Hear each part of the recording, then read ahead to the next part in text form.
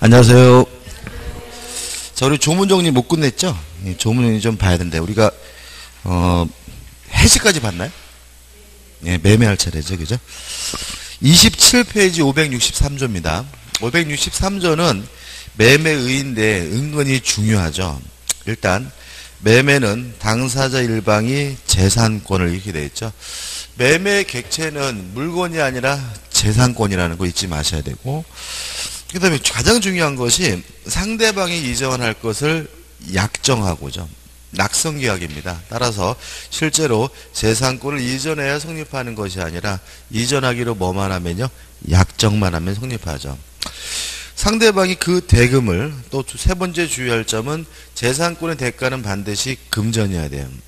왜냐하면 또 다른 재산권을 주기로 하면 요거는 뭐가 되죠? 교환이 되죠. 그래서 보통 요 의에서 문제를 낼 때는 이렇게 나와요. 매매는 당사자 일방이 재산권을 상대방에게 이전하고 상대방이 대금을 지급함으로써 성립한다. 그러면 뭐예요?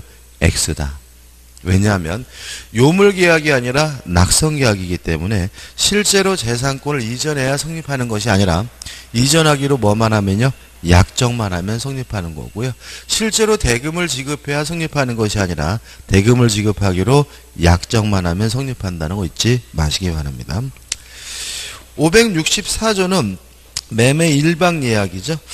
일단 예약 완결권은 형성권입니다. 따라서 1항을 보시면 승낙을 받을 필요 없죠. 일방적으로 행사한다는 의미가 나와 있고, 2항을 보시면 가로부터 읽어볼게요. 예약 완결권의 행사 기간이 정해진 경우에는 상대방의 해제권을 인정할 이유가 없다. 그러나 전항의 의사표시 기간을 정하지 아니한 때에는 예약자는 상당한 기간을 정하여 매매 완결 여부의 확답을 최고할 수 있고, 사망 예약자가 전항의 기간 내에 확답을 받지 못한 때는 예약은 그 효력을 잃는다. 이것도 잘 내죠. 그래서 상대방은 최고할 수 있고 최고 기간 내에 확답을 안 하면 예약은 효력이 없어진다는 것도 꼭 기억해 두셔야 됩니다. 565조 해약금입니다. 일단 계약금은 해약금으로 뭐죠? 추정을 합니다. 1항을 보시면 매매 당사자 일방이 계약 당시에 금전 기타 물건을 계약금, 보증금 등의 명목으로 상대방에게 교부한 때에는 까지 끊어보면, 자, 계약금의 의인데요. 계약금은 요물계약이에요. 따라서 실제로 교부가 돼야 비로소 뭐가 돼요? 성립이 되죠. 교부한 때 성립되는 거죠. 따라서 만약에 계약금을 교부하기로 약정한 때는 계약금 계약이 성립된다는 지문은 뭐가 돼요? X가 됨을 주의하시기 바라고, 그 다음에 효과죠. 당사자는 다른 약정이 없는 한 당사자 일방이 이행에 착수할 때까지고, 예에 나와 있던 것처럼 이행 착수 시기에 대해서 우리 판례는 뭐죠? 중도금 지급시로 본다는 거 잊지 마시기 바라고, 교부자는 이를 포기하고 수령자는 그 배액을 상환하여 매매계약을 뭐 할 수 있죠? 해제할 수가 있고요. 그 다음에 2항 해가지고 제551조 후 계약의 해지 또는 해제는 손해배상 영향을 미치지 않는다는 규정은 전형계약위를 적용하지 않으니까 해약금을 이유로 계약을 해지할 때는 별도로 뭘 청구하지 못하죠? 손해배상을 청구하지 못하고요. 그 565조 써놨지만 원상회복 의무도 발생하지 않습니다. 다시 말하면 해약금을 이유로 해지하면 계약이 소급적으로 무효가 됩니다. 다만 이행 착수 전 이행한 것이 없으니까 원상회복할 필요가 없고요. 또 해약금에 의한 해제는 채무불이행이 아니므로 이 항에 규정되어 있는 것처럼 별도로 무엇을 청구하지 못하죠? 손해배상을 청구하지 못한다는 거 꼭 기억해 두셔야죠. 565조 계약 비용은 쌍방이 균분해서 부담하고, 567조 이러한 매매에 관한 민법 규정은 유상계약에도 그대로 준용이 되고요. 그 다음에 넘기셔가지고 568조는 매매 효력이죠. 568조 2항을 보시면 매매계약은 쌍무계약이니까 쌍방의 의무는 뭐죠? 동시 이행하여야 한다는 당연한 내용이 나와 있죠. 그 다음 569조부터 이제 뭐가 나오냐면 담보책임이 나와요. 우리가 담보책임에 대해서는 조문도 굉장히 양이 많습니다. 그래서 이것도 다 읽어보지 마시고 일단 569조에서 타인의 권리 매매도 유효다. 이런 말이 나와있죠. 다시 말하면 타인 소유물의 매매도 유효하고요. 570조가 뭐죠? 전부 타인의 권리에 속한 경우죠. 한번 읽어보시고 꼭 읽어보셔야 되겠죠. 그 다음에 571조입니다. 먼저 정리를 해보고 좀 설명을 드리면 읽어보면 전부 타인의 권리예요.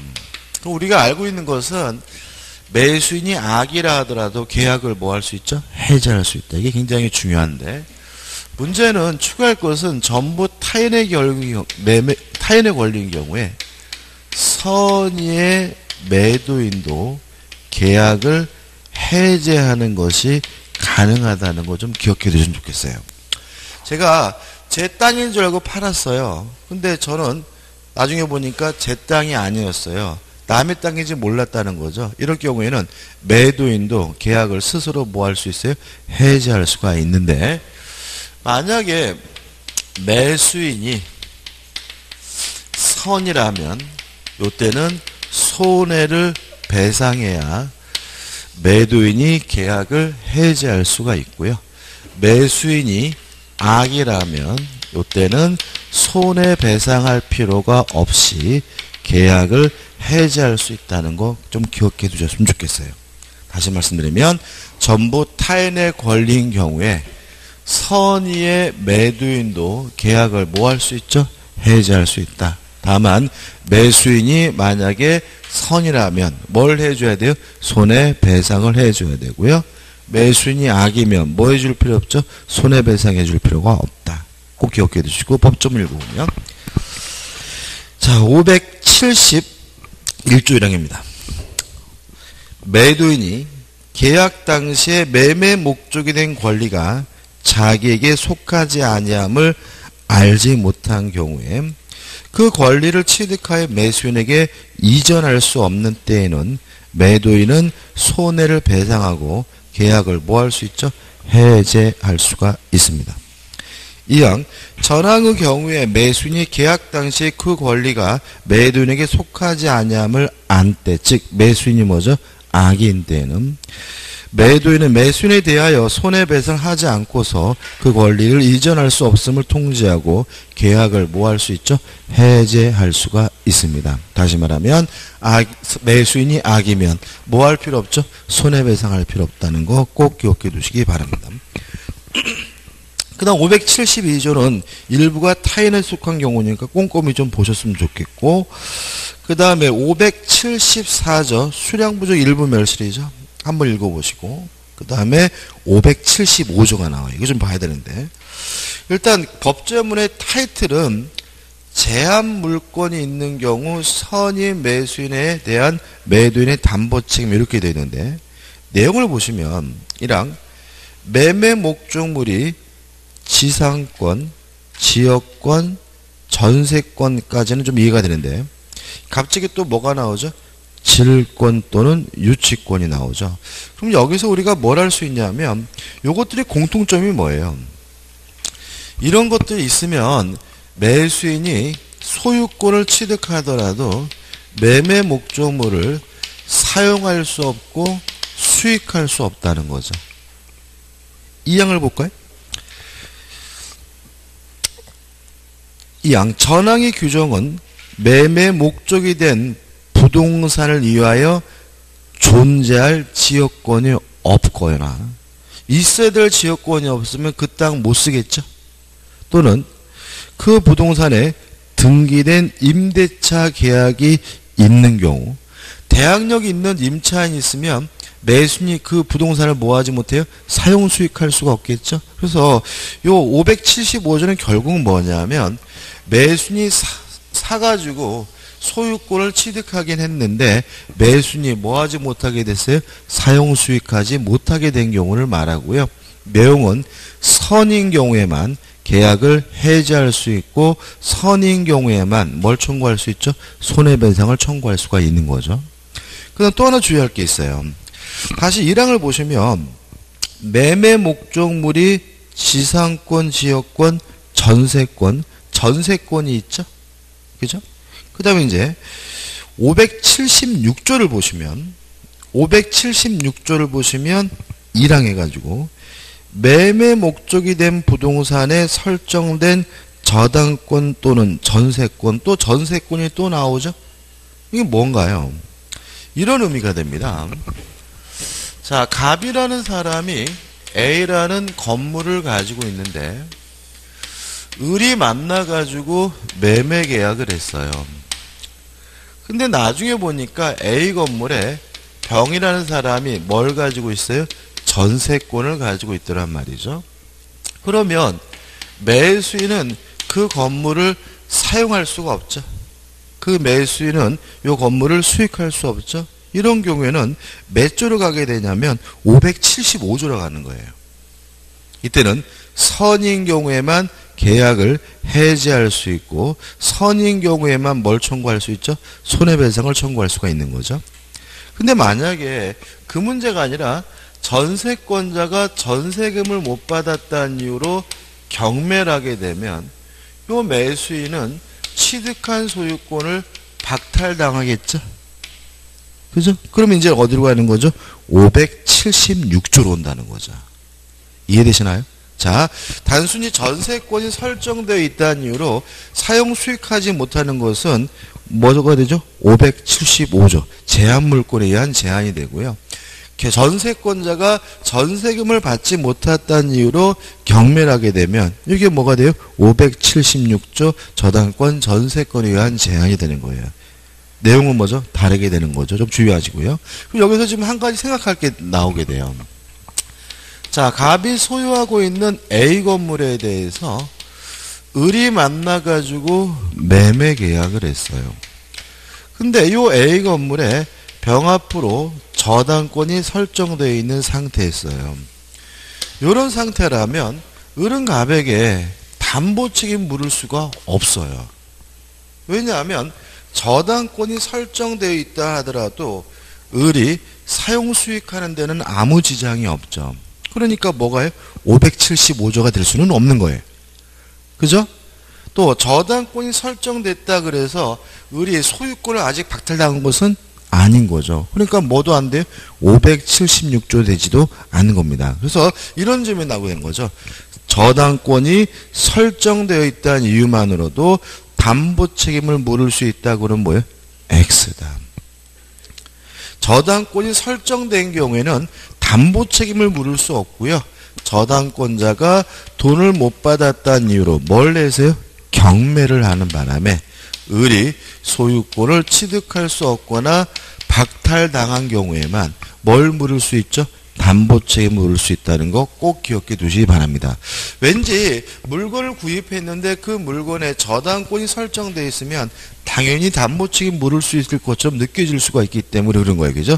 다시 말씀드리면 저당권이 설정되어 있더라도 사용 수익하는데 지장이 없고요. 저당권이 설정되어 있더라도 아직 뭐 된 건 아니에요? 경매된 것은 아니니까 저당권이 설정됐다는 이유만으로는 뭘 묻지 못합니까? 담보 책임 묻지 못한다는 거 꼭 기억해 두시기 바랍니다. 나머지 법조문들은 안 봐도 돼요. 그냥 너무 장황하죠. 그죠? 넘어갑니다. 자, 한 장을 넘기셔가지고 이제 뭐가 나오냐면 578조 경매의 매도인의 담보책임 우리가 알고 있던 결론을 좀 기억하시면 되고요. 그 다음에 579조에서 채권 매매와 매도인의 담보책임 나옵니다. 이것도 가끔 나오는데 자, 이런 문제입니다. 을이 갑에게요 1억을 빌려줘서 1억을 달라고 요구할 수 있는 채권이 있어요. 근데 돈이 급하게 필요해가지고 을이 병에게 채권을 뭐 했냐면 양도를 했어요. 이것도 매매죠. 왜냐하면 채권도 뭐예요? 재산권이니까요. 보통 1억짜리 채권이면은 한 뭐 9천만 원 정도 받을까요? 그죠? 자, 그러면 병의 입장에서는 왜 이 채권을 을로부터 구입하냐면 갑으로부터 1억 원을 뭐죠? 받으면 자신에게 뭐죠? 이득이 생기는 거잖아요. 그럼 병은 을에게 뭘 물어보냐면, 야, 네가 급하다 그래서 내가 채권을 사주긴 하는데 요 갑이 돈 갚을 능력은 되니? 라고 물어봤더니 을이 뭐라 그랬냐면, 갑이 못 갚으면 내가 대신 갚아줄게 라고 얘기를 했어요. 자, 579조 1항입니다. 채권의 매도인이 채무자의 자력을 담보한 때입니다.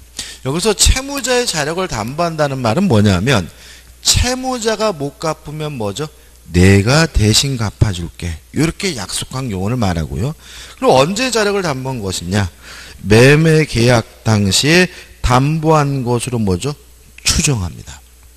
따라서 요 채권을 양도할 당시 갑에게 자력이 충분하다면 다음날 완전 개그지가 되더라도 을은 병에게 뭐 할 필요 없어요? 돈을 갚아줄 필요는 없는 거예요. 언제 자력을 담보한 거예요? 매매할 당시, 채권을 양도할 당시 자력을 담보한 것으로 뭐가 돼요? 추정이 되는 거죠. 이랑이 원칙입니다. 근데 만약에 1억을 받기로 한 채권이 12월 31일 날 받기로 했어요. 아직 변제기가 도래하지 않은 거죠. 그럼 을이 갑이 못 갚으면 내가 대신 갚아줄게 라는 말은 채권을 양도할 때 얘기가 아니라 뭐죠? 12월 31일 날 못 갚으면 대신 갚아주겠다는 뜻이 되겠죠. 그것이 뭐죠? 2항입니다. 변제기에 도달하지 아니한 채권의 매도인이 채무자의 자력을 담보한 때는 언제요? 변제기의 자력을 담보한 것으로 뭐가 됩니까? 추정이 됩니다. 그래서 원칙적으로 채권 양도 시 자력을 담보하고 변제기가 도래하지 않으면 뭐죠? 변제기 때의 자력을 담보한 것으로 추정한다는 거 좀 기억해 두시기 바랍니다. 583조 동시이행관계고요. 584조 담보책임에 관한 민법 규정은 당연히 뭐죠? 임의규정이니까 특약으로 감경할 수 있다 정도만 기억하시면 되고요. 585조 쌍무계약이니까 쌍방의 의무는 동일한 기한이 있는 것으로 추정을 하고요. 586조인데 옆에다가 하달빛 칙해가지고 원칙 매도인의 주소지입니다. 대금 지급 장소는요, 원칙이 뭐예요? 매도인의 주소지예요. 다만 예외가 뭐냐면 매매 목적물의 인도와 동시에 대금을 지급할 경우에는 그 인도 장소가 뭐가 돼요? 대금 지급 장소가 됩니다. 그래서 원칙이 매도인의 주소지고 586조는 뭐죠? 예외라는 거 주의하시면 되겠죠. 그다음 587조도 대단히 많이 했죠. 중요하죠. 매매 계약을 하고 인도하기 전이라면 누가 과실을 갖죠? 매도인이 과실을 갖고요. 인도 후에는 누가 과실을 갖습니까? 매수인이 과실을 갖는다. 등기를 기준으로 하는 것이 아니라 뭘 기준으로 해요? 인도를 기준으로 한다는 거 주의하시기 바라고요. 따라서 법 좀 읽어보면 매매 계약이 있은 후에도 인도하지 아니한 목적물로부터 생긴 과실은 누구 거죠? 매도인에게 속한다. 매수인은 목적물의 인도를 받은 날로부터 대금의 이자를 지급해야 한다. 그러나 대금의 지급에 대한 기한이 있는 때는 그러하지 아니한데 결국 이렇게 되는 거죠. 인도 받기 전에는 매도인이 뭘 수취해요? 과실을 수취하니까 그 대신 대금에 대해서 뭘 받지를 못해요? 이자를 받지 못하는 거고, 인도 후에는 매수인이 뭘 수취해요? 과실을 수취하니까 그 대신 뭐는 줘야 돼요? 이자는 지급해야 된다. 이런 취지가 되고요. 예외는 뭐죠? 인도 받기 전에 대금 지급을 완납하면 누구 거가 되죠? 매수인 거가 된다는 것까지 꼭 기억해 두시기 바랍니다. 그 다음에 588조가 나오죠.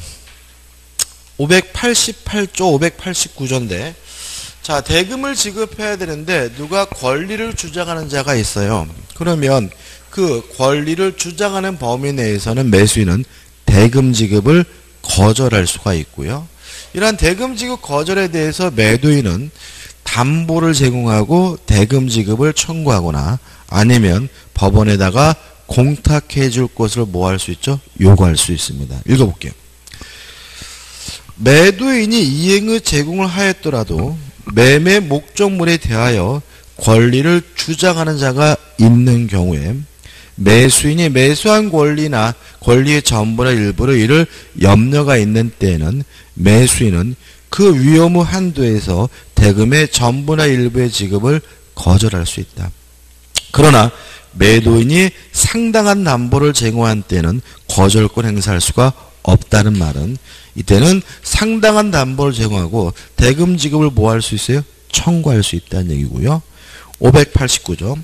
매수인이 거절권 행사하는 경우에 매도인은 매수인에 대하여 대금의 공탁을 뭐 할 수 있죠? 청구할 수 있다는 것까지 꼭 기억해 두시기 바랍니다. 그 다음에 환매에 대해서는 590조가 나오고 591조가 나오는데 반드시 기억해야 될 것은 뭐죠? 591조죠. 일단 1항 환매 기간은 뭐가 있어요? 제한이 있죠. 부동산은 5년, 동산은 3년을 넘지 못하고요. 만약 이것보다 길게 약정을 했다면 이 기간으로 뭐가 돼요? 단축이 되고요. 주의하실 것이 2항이죠. 환매 기간을 정한 때는 다시 이를 뭐 하지 못합니까? 연장하지 못합니다. 꼭 기억해 두시고 그 다음 592조인데 등기를 할 수가 있습니다. 부기등기 방식으로 하고요. 반드시 뭐 하죠? 매매계약과 동시에 매매기한 이전 등기와 동시에 환매 특약에 관한 부기등기도 동시에 된다는 거 꼭 기억해 두시기 바라고 594조는 읽어올 필요가 없습니다. 자, 임대차입니다. 618조죠. 임대차는 당사자 일방이 상대방에게 목적물을 가려 나와 있는 것처럼 임대차의 목적은 뭐죠? 물건입니다. 동산일 수도 있고 부동산일 수도 있겠죠. 사용 수익하게 할 것을 약정하고 임대차 계약도 낙선 계약입니다. 따라서 실제로 사용 수익하게 해야 성립하는 것이 아니라 사용 수익하기로 뭐만 하면요? 약정만 하면 성립하게 되고요. 상대방이 이에 대하여 차임을 지급할 것을 약정합니다. 반드시 차임을 지급하기로 약정을 해야 돼요. 왜냐하면 차임이 없으면 무상이면 임대차가 아니라 뭐죠? 사용대차이기 때문에 그런 거죠. 특이한 것은 뭐냐면 매매에서 재산권의 대가는 반드시 뭐 해야 돼요? 금전이어야 되죠. 왜냐하면 금전이 아니면 뭐죠? 매매가 아니라 교환이니까. 전세권에서 전세금도 반드시 뭐 해야 돼요? 금전이어야 돼요. 금자 때문에. 물건으로 줄 수가 없어요. 뭐 쌀 두 짝 이럴 수는 없다고요. 근데 임대차에서 차임이죠. 그러니까 이거는 금전일 수도 있고요. 뭐일 수도 있어요? 물건일 수도 있다는 거죠. 금자가 없으니까. 그래서 우리가 뭐 연세를 뭐 쌀 두 가마 이런 식으로 할 수 있다는 거예요. 그래서 차임은 꼭 금전이어야 하는 것은 아니고요. 물건으로도 할 수 있다는 거 기억해 두시기 바라고. 물론 보증금은 뭐여야 되겠어요? 금전이어야 되겠죠. 그죠? 보증금은 뭐예요? 금전이지만 차임은 뭐죠? 금전이 아니고 뭐죠? 물건으로 할 수 있다는 거 좀 조심하시기 바라고요. 그 다음에 651조가 나오는데 제가 이거를 일부러 냅뒀어요. 이게 뭐냐면 651조가 헌법재판소에서 위헌 판결을 받아가지고요. 651조 전체가 뭐가 됐냐면 삭제가 됐어요. 삭제. 따라서 이건 뭐냐면 20년을 넘지 못한다라는 규정이에요. 또 갱신할 수 있고 갱신한 경우에는 10년을 넘지 못한다는 규정인데 이게 헌법재판소에서 위헌 판결을 받아가지고요. 651조가 현재 지금 삭제되어 있는 상태이기 때문에 결국은 임대차는 최장기간에 대해서 뭐인 거죠? 무제한인 거죠. 최장 기간에 대해서 뭐예요? 무제한입니다. 따라서 임대차는 영구 무한으로도 뭐 할 수 있어요? 설정할 수도 있고 영구 무한으로 설정하는 것도 가능하고도 뭐죠? 유효하다는 것이 우리 판례 입장이에요. 자, 그럼 생각해 보자고요. 그러면 영구 무한이다 그러면 요 의미가 뭐냐가 좀 문제가 돼요. 예를 들어서 토지를 임대하면서 영원히 영구 무한 그래도 뭐예요? 유효하다는 얘기잖아요. 그죠? 그러면 임차는 영원히 월세를 내야 되느냐 요 문제가 되는데 요 문제에 대해서 우리 판례는 영구 무한으로 약정하는 것은 유효하지만 임차인은 영원히 사라질 의무는 없다고 봐요. 그러니까 임대인은 영구 무한으로 약정했으면 어떻게 해요? 영원히 살게 해줘야 돼요. 그렇지만 임차인은 언제든지 자유롭게 해지 통고할 수가 있고요. 몇 개월이 지나면요? 1개월이 지나면 임대차권이 소멸된다는 것이 우리 판례 입장입니다. 다시 말하면 영구 무한으로 약정하는 것이 뭐예요? 유효한데 이거는 누구에게 보장되는 기간이에요? 임차인에게 보장되는 기간이지 임차인의 의무는 아니라는 거예요. 그래서 영구 무한을 약정하더라도 임차인은 자유롭게 뭐 할 수 있어요? 해지 통고할 수 있고 1개월이 지나면 임차권이 뭐 하게 돼요? 소멸된다는 것을 해석하고 있음을 주의하시기 바랍니다. 그 다음에 넘기셔가지고 635조가 나오는데 기간의 약정이 없는 임대차죠. 최단 기간은 보장하지 않습니다. 따라서 존속 기간의 약정이 없으면 언제든지 자유롭게 해지 통고할 수 있고 부동산만 기억하면 되겠죠.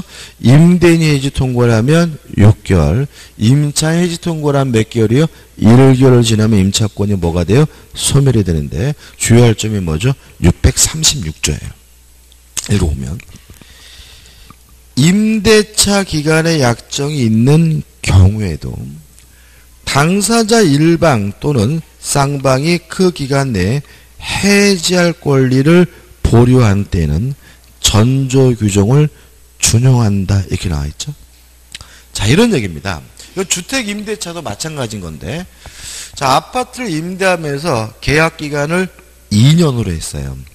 존속 기간을 뭐예요? 약정한 거죠. 그죠? 근데 특약으로 뭐라고 해놨냐면 단 임대인이 해외로 이민 가는 경우에는 본 계약을 해지할 수 있습니다라고 정해놨어요. 이게 뭐예요? 임대차 기간에 약정이 있는 경우에도 당사자 일방 또는 쌍방이 그 기간 내에 해지할 권리를 뭐한 거죠? 보류한 거죠. 자, 이때는 실제로 임대인이 해외로 이민 가게 되면 임대차 계약을 뭐 할 수 있어요? 해지할 수 있는데 몇 조가 준용이 돼요? 635조가 준용되기 때문에 임대인이 하면 몇 개월이요? 6개월 있다 임차권이 소멸되고 임차인이 해외로 이민 갔다는 이유로 계약을 해지하면 몇 개월이요? 1개월 지나 임차권이 뭐죠? 소멸되게 된다는 의미니까 좀 생각해 보시기 바랍니다. 그 다음 637조도 잘 나옵니다. 자, 이런 문제죠. 임차인이 파산 선고를 받았어요. 그러면 임대인 입장에서는 대단히 곤란해져요. 월세를 못 내겠죠. 그죠? 그러니까 뭐 두기를 아직 다 냈다 하더라도 파산 선고 받으면 월세를 어떻게 해요? 못 낼 것으로 보기 때문에 임대인은 임대차 계약을 뭐 할 수 있어요? 해지할 수 있어요. 또 파산관제인 입장에서는 임차보증금도 임차인의 재산이니까 파산재단에 포함시켜야 돼요. 그래서 파산관제인도 임대차 계약을 뭐 할 수 있어요? 해지할 수가 있어요. 다만 바로 소멸하는 것은 아니고 이것도 몇 개월이요? 6개월 지나야 임차권이 뭐죠? 소멸된다는 의미죠. 1항을 보시면 임차인이 파산 선고를 받은 경우에는 임대차 기간에 약정이 있는 때에도 임대인 또는 파산관제인은 제635조의 규정에 의하여 계약의 해제 통고를 할 수가 있어요. 따라서 임차인이 파산했다는 이유로 해지를 하게 되면 몇 개월이요? 6개월 지나면 임차권이 뭐가 돼요? 소멸되게 되는데 주의할 점은 이항. 전항의 경우에 각 당사자는 상대방에 대하여 계약 해지로 인해 생긴 손해의 배상을 뭐하지 못합니까? 청구하지 못합니다. 다시 말하면 임차인이 파산 선고 받았다는 이유로 임대인이 임대차 계약을 해지하면 바로 소멸되는 것이 아니라 몇 개월 있다가요? 6개월 있다 소멸하게 되고 별도로 무엇을 청구하지 못해요? 손해배상은 양측 모두 청구하지 못한다는 거 은근히 잘 나오니까 기억해 두시기 바랍니다. 그 다음 619조인데 이걸 우리가 단기 임대차라 그러고요. 기간이 나오거든요. 이거 외우지 않으셔도 돼요. 저도 몰라요. 이게 외운 적 없으셔도요. 근데 외우지 않아도 되는데 타이틀은 좀 보자고요. 619조 타이틀이 뭐라 되냐면 처분 능력, 권한 없는 자의 할 수 있는 단기 임대차예요. 이렇게 돼 있죠. 자, 그러면 이런 얘기입니다. 처분권이 없더라도 타인의 부동산을 뭐 할 수 있어요? 임대할 수가 있어요. 다만 너무 길면 안 되기 때문에 기간이 짧아야 되고 그걸 우리가 뭐라 그래요? 단기 임대차라고 하는 거죠. 그죠? 그러면 이런 질문이 나오는 거죠. 처분권 없이 타인의 부동산을 임대할 수 없다 그러면 뭐예요? X예요. 처분권이 없더라도 타인의 부동산을 뭐 할 수 있어요? 임대할 수 있다는 걸 전제하고 있는 거예요. 이해되시죠? 그 다음에 이제 그러면 우리 민법에서 처분권 없는 사람이 누가 있느냐? 가장 대표적인 사람이 누구죠? 대리권의 범위가 정해져 있지 않은 대리인인 거죠. 대리권의 범위가 정해져 있지 않은 대리인은 보존행위와 성질이 변하지 않는 범위 내에서 이용 계량행위만 할 수 있고 뭐는 못해요? 처분은 못하잖아요. 그래서 대리권의 범위가 명확하지 아니한 대리인도 뭐 할 수 있어요? 본인의 부동산을 뭐 할 수 있어요? 임대할 수 있는데 그걸 우리가 뭐라 그래요? 단기 임대차라고 한다는 것까지 생각해 보시면 되고 기간 같은 건 뭐 하실 필요 없어요? 외울 필요 전혀 없습니다. 그 다음에 639조입니다. 묵시의갱신 해가지고 법정갱신이 나오는데 한번 비교를 해볼게요.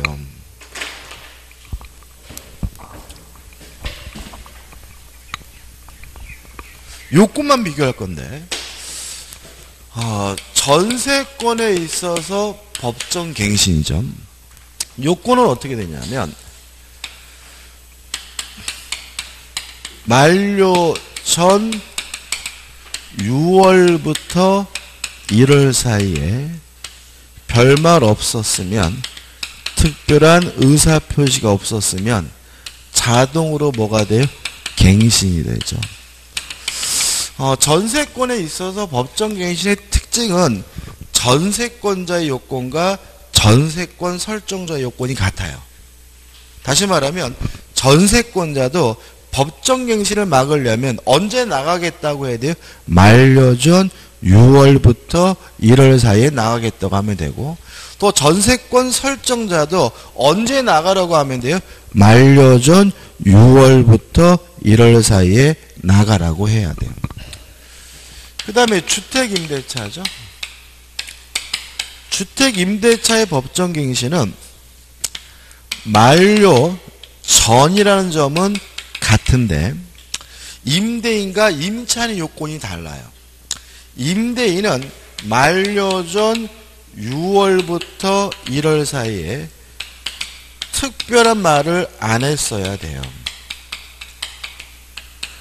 그 다음에 임차인은 만료 전 1월까지 특별한 의사표시를 안 하면 돼요.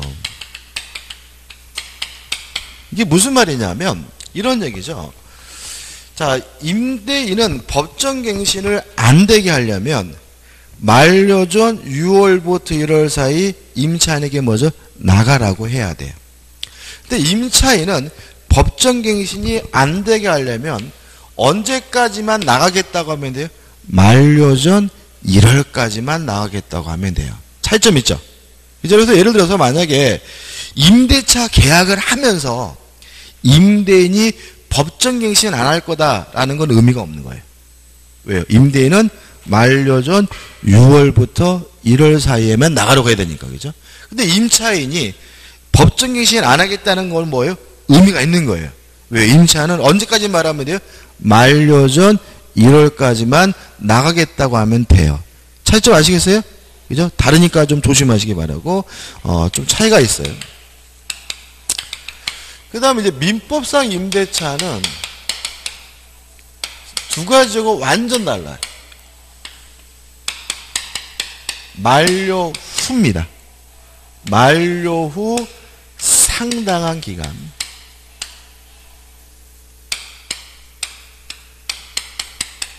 별말 없었으면, 특별한 의사표시 없었으면, 이 시점에서 뭐죠? 자동으로 뭐가 돼요? 갱신이 됩니다. 뭐라고요? 만료 후 상당한 기간이에요. 법정 읽어볼게요. 639조 1항입니다. 임대차 기간이 만료한 후 임차인이, 만료 후죠? 임차물의 사용 수익을 계속하는 경우에 임대인이 상당한 기간 내에 이의를 하지 아니한 때는 전 임대차와 동일한 조건으로 다시 임대차한 것으로 봅니다. 그러나 그 존속기간은 기간에 약정이 없는 것으로 된다. 따라서 당사자는 제635조의 규정에 하여 당사자는 언제든지 뭐 할 수 있어요? 해지 통고할 수가 있는 거죠. 그래서 민법상 임대차는 만료 후 상당한 기간 동안 별말 없었으면 자동으로 뭐가 돼요? 갱신이 되는데, 기간은 뭐죠? 약정이 없는 것으로 바뀌니까 언제든지 자유롭게 해지 통고할 수 있고요. 임대인이 한 몇 개월이요? 6개월. 임차인이 한 몇 개월이요? 1월 지나면 임차권이 뭐하게 돼요? 소멸되게 되는 거죠. 자, 한번 생각해 보자고요. 우리가 관행적으로 요 세 가지 중에서 어떤 식으로 행동을 해요? 우리가 관행적으로. 그게 아니에요. 우리가 관행적으로 묘하게도 계약 기간이 끝나면 나가라 그러면 나가줘요. 원래는 주택 임대차면은 계약 기간 끝나면 자동 갱신된 거죠. 또다시 몇 년이에요? 2년이잖아요. 법정 갱신 안 시키려면 미리 만료 전 6월부터 1월 사이에 어떻게 해요? 나가라고 해야 되는 거잖아요. 근데 우리는 관행적으로 계약 기간 끝났어요. 그죠? 끝나고 일주일 후에 집주인이 아유 끝났으니까 나가주세요. 그럼 어떻게 해요? 나가주거든요. 그죠? 그러니까 이게 뭐예요? 아는 것과 행동이 일치하지 않아요. 아는 건 뭐예요? 요거를 알고 있으면서 행동은 뭐예요? 민법처럼 행동을 하거든. 그러니까 이게 뭐예요? 생각과 막 이게 아는 것이 막 혼란스러우니까 시험에 내면 잘 틀려요. 무슨 말 아시겠죠? 그죠? 그래서 우리가 아는 것과 행동을 뭐예요? 일치시키고요. 주택 임대차는 법정갱신을 막으려면 미리 뭐예요? 만료 전 6월부터 1월 사이에 뭐예요? 나가라고 해야 되는 거예요. 만료 후에 나가라 그러면 나가는 것은 뭐가 그런 거예요? 민법상 임대차 그런 거라는 거 좀 조심하시기 바랍니다. 이 세 가지 좀 비교해서 기억해 두시기 바라고 막 혼란 가지고 그러면 안 돼요. 그 다음에 39조 2항입니다. 2항을 볼게요. 전항의 묵시갱신의 경우에 전 임대차에 대하여 제3자가 제공한 담보는 기간의 만료로 인하여 소멸합니다. 이걸 어떻게 문제를 바꾸냐면 제3자가 제공한 보증금은 기간의 만료로 인하여 소멸한다. 그럼 뭐예요? X입니다. 자, 묵시적 갱신됐다는 이유로 기간의 만료로 소멸되는 것은 제3자가 제공한 뭐가요? 담보가 소멸되는 거예요. 뭐가 소멸되는 건 아니에요? 보증금이 소멸되는 것은 아니죠. 그래서 묵시적 갱신되더라도 제3자가 제공한 무엇은요? 보증금은 소멸하지 않는다는 거 꼭 주의하시기 바랍니다. 그 다음 623조 특별한 거 없죠? 임대는 적극적으로 사용 수익하게 해줘야 될 의무가 있고요. 621조 임차권은 채권이기 때문에 대항력이 없습니다. 다만 등기라면 뭘 가져요? 대항력을 걷죠. 따라서 1항 부동산 임차에는 당사자 간의 반대 약정이 없으면 임대인에 대하여 그 임대차 등기 절차에 협력할 것을 청구할 수 있다라는 규정을 두고 있어요. 자, 그럼 여기서 주의할 것은 뭐예요? 반대 약정이 없으면인 거죠. 그럼 어떻게 돼요? 임대차 계약을 하면서 반대 약정을 하면 임차권에 대해서 등기해달라고 뭐 하지 못해요? 청구하지 못한다는 거 주의하시기 바라고요. 다시 말하면 임차권은 등기를 해야 뭘 갖습니까? 대항력을 갖습니다. 다만 예외는 뭐죠? 2항이에요. 잘 나오죠? 부동산, 2항의 효과죠. 부동산 임대차를 등기한 때는 그때부터 제3자에 대하여 효력이 생긴다는 말은 뭘 가져요? 대항력을 갖고요. 622조가 뭐죠? 예외죠. 622조 1항입니다. 건물의 소유를 목적으로 한 토지 임대차는 그 토지 임차권을 등기하지 아니한 경우에도 임차인이 그 지상 건물을 등기한 때는 제3자에 대하여 임대차 효력이 뭐죠? 생긴다. 뭐가 있는 거죠? 대항력이 있는 거죠. 그럼 임차권자가 대항력을 취득하는 방법은 두 가지예요. 임차권에 관한 등기라든지 아니면 토지 임차인이 지상 건물에 관한 보존 등기라면 뭘 갖습니까? 대항력을 갖는다는 것도 꼭 기억해 두셔야 되겠죠. 그 다음에 624조죠. 임대인이 임대물의 보존에 필요한 행위를 하는 때에는 임차인이 이를 거절하지 못합니다. 일단 임대는 적극적으로 사용 수익하게 해줄 의무가 있고요. 이러한 사용 수익할 수 있게 해주는 행위, 보존 행위에 대해서 임차인은 뭐 하지 못해요? 거부하지 못해요. 그럼 어떻게 할 것이냐? 해가지고 625조죠. 임대인이 임차인의 의사에 반하여 보존 행위를 하는 경우에 임차인이 이로 인하여 임차의 목적을 달성할 수 없을 때는 계약을 뭐 할 수 있죠? 해지할 수 있습니다. 그럼 이렇게 되는 거죠. 임대인의 보존 행위에 대해서 임차인이 뭐 하지 못해요? 거부할 수는 없어요. 다만 임대차 계약을 뭐 할 수 있을 뿐이죠? 해지할 수 있을 뿐이라는 거 꼭 기억해 두시기 바라고, 그 다음에 626조 대단히 중요하죠. 일단 임대차에 관한 민법 규정은 대부분이 뭐예요? 강행 규정입니다. 특약으로 뭐 할 수 없어요? 배제할 수 없는데 626조 필요비 유익비 상한 청구권에 관한 민법 규정은 임의 규정이기 때문에 특약으로 뭐 할 수 있어요? 배제할 수 있다는 거 꼭 기억해 두셔야 되고요. 1항 임차인이 임차물의 보존에 관한 필요비를 지출한 때에는 임대차의 종료를 기다리지 않고서 바로 임대인에 대하여 그 상한을 청구할 수가 있습니다. 다시 말하면 임차인은 필요비를 어떻게 해요? 지출한 때 청구합니다. 2항 임차인이 유익비를 지출한 경우에는 임대인은 임대차 종료시입니다. 유익비는 언제 청구합니까? 임대차 종료 시에 청구합니다. 구별해야 할 것이 뭐죠? 점유자죠.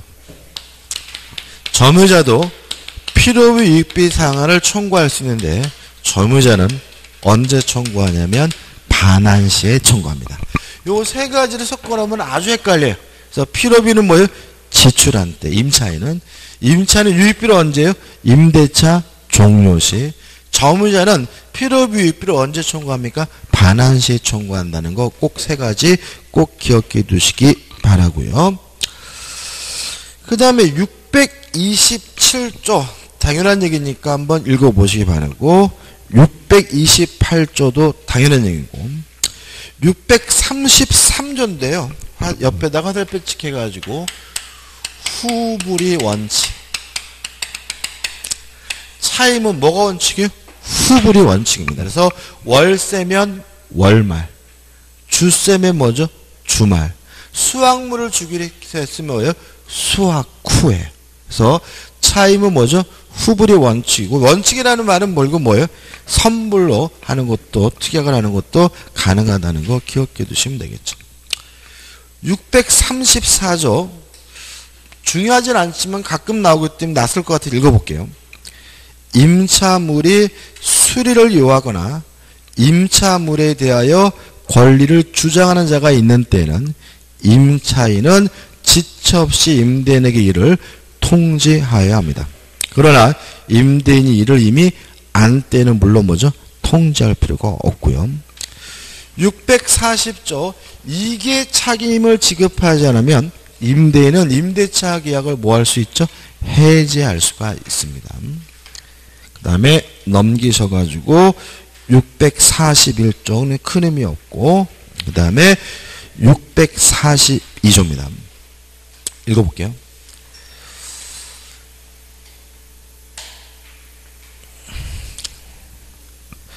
전제의 경우에 그 지상에 있는 건물 기타 공작물이 담보물권의 목적이 된 때는 제288조의 규정을 준용한다.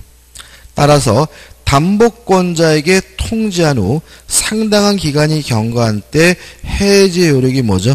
발생한다. 이렇게 나와있죠. 무슨 얘기죠? 이런 얘기죠. 땅이 아니구나.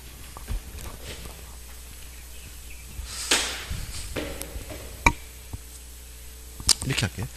땅이 갑의 것이고요. 건물이 을의 것이고 을이 토지에 대해서 뭘 가지고 있냐면 임차권을 가지고 있어요. 근데 이 건물에 뭐가 설정되어 있냐면 저당권이 설정되어 있단 말이죠. 근데 문제는 이 임차권이 소멸되게 되면 건물은 뭐가 돼요? 철거가 되고 그럼 누가 피해를 봐요? 저당권자가 피해를 본다는 거죠. 따라서 만약에 갑이 이 토지 임대차에 대해서 뭐라면요? 해지라면 그 사실을 누구에게요?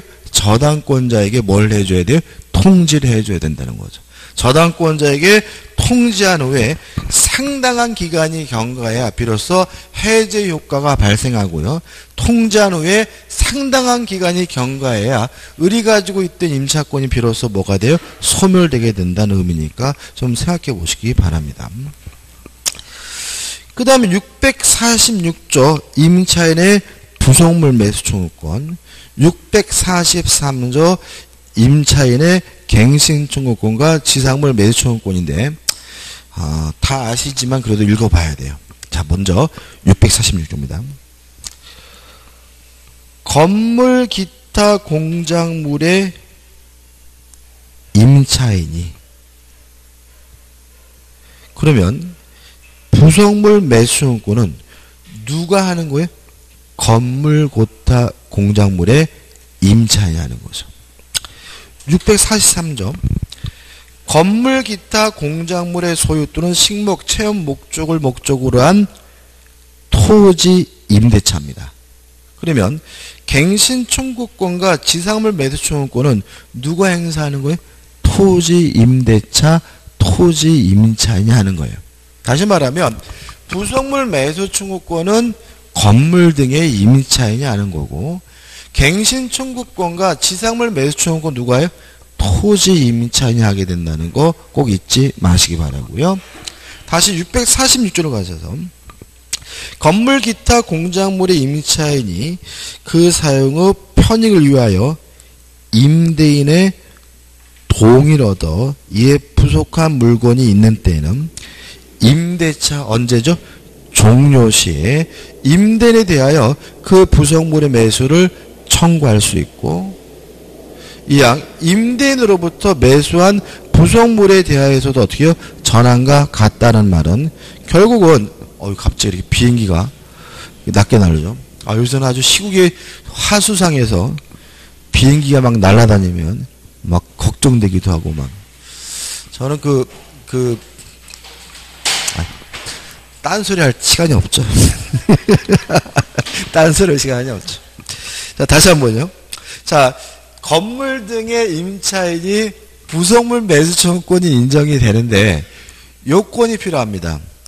임대인으로부터 매수를 했든지 아니면 이양이 뭐죠? 임대인으로부터 어떻게 동의를 얻었든지 이양 아니면 임대인으로부터 매수해야 되는 두 가지 중에 한 가지 요건이 있어야지만 뭘 청구할 수 있죠? 부속물 매수를 청구할 수 있고요.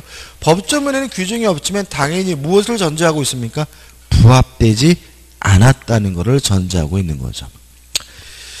그 다음 다시 645조입니다. 643조입니다. 건물 기타 공작물의 소유 또는 식목, 체험, 목축을 목적으로 한 뭐가요? 토지 임대차의 기간이 만료한 경우 건물, 수목, 기타 지상시설을 현존한 때는 283조의 규정을 준용합니다.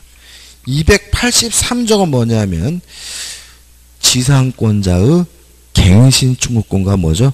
지상물 매수권이에요. 따라서 토지 임차인은 지상권자와 마찬가지로 존속기간의 만료로 소멸하면 갱신 청구하고 거부당하면 뭘 청구할 수 있는 거죠? 지상물 매수를 청구할 수 있는 거죠. 이해되시죠? 자, 이것에 대해서 우리 판례는 하나를 더 추가하죠. 토지 임대차의 경우에는 존속기간의 약정이 없어서 임대인의 해지 통고로 소멸한 경우에도 뭘 청구할 수 있습니까? 지상물 매수를 청구할 수가 있다. 다시 말하면 지상권자는 존속기간의 만료로 소멸된 경우에만 갱신 청구할 수 있고 거부당하면 지상물 매수를 청구할 수 있지만 토지 임차인은 존속기간의 만료로 소멸된 경우뿐만 아니라 존속기간의 약정이 없어서 임대인의 해지 통고로 소멸한 경우에도 뭘 청구할 수 있습니까? 지상물 매수를 청구할 수 있다는 거 꼭 기억해 두시기 바랍니다. 그 다음에 645조는 일단은 큰 힘이었고 647조가 나와요. 타이틀이 뭐죠? 전차인의 임대인에 대한 부정 매수청구이죠. 자, 한번 읽어볼게요. 1항 건물 고타 공작물 임차인이 적법하게 전대한 경우에 전차인이죠. 자, 그러면 전차인에게 부속물 매수 청구권이 인정되려면 적법해야 돼요. 임대인으로부터 어떻게 동의를 받았어야 되죠. 첫 번째고 전차인이 그 사용을 편익을 위하여 임대인의 동의를 얻어 이에 부속한 물건이에요. 다시 말하면 전대인에게 동의를 받는 게 아니라 누구한테 동의를 받았어야 돼요? 임대인에게 동의를 받았어야 돼요. 이거 가끔 내요. 누구한테요? 임대인의 동의를 얻어 부속한 물건이 있을 때는 전대차 종료 시에 누구한테요? 임대인에 대하여 그 부속물 매수를 청구합니다. 누구한테 매수를 청구하는 게 아니에요? 전대인에게 부속물 매수를 청구하는 것이 아닙니다. 뭐 이항은 뭐 비슷한 취지죠. 따라서 우리가 전차인이 부속물 매수 청구할 때 주의할 점은 첫째, 임대인으로부터 뭘 받아야 돼? 동의를 얻어서 전대차가 이루어져야 되고요. 부속시킬 당시에 임대인으로부터 동의를 얻었거나 또는 매수해서 부속시켰어야 되고요. 그 다음에 이러한 부속물 매수 청구는 전대인에게 청구하는 것이 아니라 누구에게? 임대인에게 청구하는 것이라는 거 주의하시기 바랍니다. 648조와 649조는 개념입니다. 차임을 지급하지 않았다는 이유로 임대인이 임차인 소유의 과실을 압류하거나 또는 임차인 소유의 동산을 압류하면 그게 뭐냐면 법정 실권이에요. 이게 뭐냐면 648조와 650조입니다. 그 다음에 만약에 차임을 지급하지 않았다는 이유로 임차인 소유의 건물을 압류하면 그게 뭐가 되죠? 법정 저당권이 돼요. 그것이 뭐죠? 649조예요. 2년이라는 기간은 중요하지 않고 개념. 연체, 차임 등을 이유로 임차인 소유의 동산이나 과실을 압류하면 그걸 뭐라 그래요? 법정 질권이라고 하고 차임을 지급하지 않았다는 이유로 임차인 소유의 건물을 압류하면 그게 뭐가 돼요? 법정 저당권이 됩니다. 630조입니다. 1항 임차인이 임대인의 동의를 얻어 임차물을 전대한 때에는 전차인은 누구한테요? 직접 임대인에 대하여 의무를 부담한다.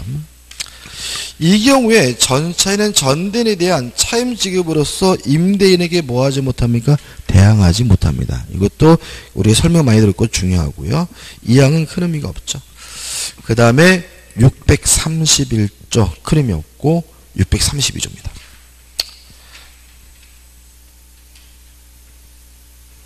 아, 631조 중요하구나. 631조에 가로 보신 분, 가로를 뛰어넘어서 631조입니다. 가로까지 다 읽을게요. 그죠? 전차인의 전차권은 임차권을 기초로 하여 성립하므로, 이해되시죠? 임차권이 기간의 만료, 채무 불이익으로 인한 해지 등으로 소멸하면 전차권도 소멸하는 것이 원칙이다. 그러나 임차인이 임대인의 동의를 얻어 임차물을 전대한 경우에는 임대인과 임차인은 뭐래요? 합의로 계약을 종료한 때에도 전차인의 권리는 뭐 하지 않습니까? 소멸하지 않습니다. 다시 말하면 차임을 지급하지 않았다는 이유로 해지당했다. 기간이 만료가 됐다. 이런 사유로 임차권이 소멸되면 당연히 전차권도 뭐가 돼야 돼요? 소멸돼야 되겠죠. 다만 임대인과 임차인 간의 합의로 임의적으로 계약을 해지했다는 이유만으로는 전차권은 자동으로 뭐 되지 않아요? 소멸되지 않음을 주의하시기 바랍니다. 632조 전 3조의 규정은 건물의 임차인이 그 건물의 소부분을 타인에게 사용하게 하는 경우에 적용하지 아니합니다. 정의는 나왔죠. 그래서 주택 임대차도 마찬가지고요. 방 한 칸 전대할 때는 임대인으로부터 뭐 받을 필요 없죠? 동의를 받을 필요가 없습니다. 다시 말하면 전대를 했다는 이유로 임대인의 동의를 얻어야 되려면 소부분이 아니라 뭐죠? 전부를 전대한 경우 그렇다는 거 주의하시기 바랍니다. 그 다음에 638조는 한번 좀 읽어보시면 될 것 같은데, 그죠? 특별한 건 없습니다. 그죠? 여기까지죠. 그죠? 여기까지 해가지고 이제 민법에 관한 조문을 정리했고요. 저번 주에도 말씀드렸다시피 어떻게 해요? 시험 보기 전날도 한번 어떻게 해요? 꼼꼼하게 좀 읽어보셨으면 좋겠어요. 좀 쉬었다가, 그죠? 강의를 진행하도록 하겠습니다.